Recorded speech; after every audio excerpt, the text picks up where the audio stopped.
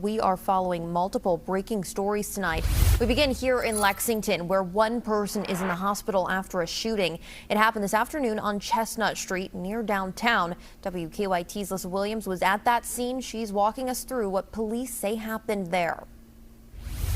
It was an active scene here on Chestnut Street as police, EMS, and fire personnel were here responding to a shooting.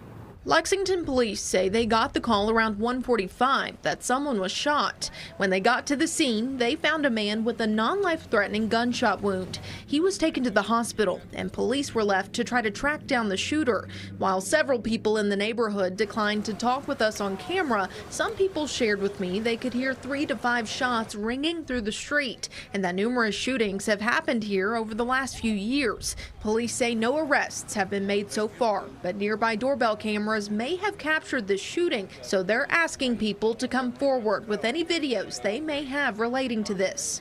Lexington police say this investigation is ongoing, and they're asking anyone with information to reach out to them or submit an anonymous tip to Bluegrass Crime Stoppers. In Lexington, Alyssa Williams, WKYT.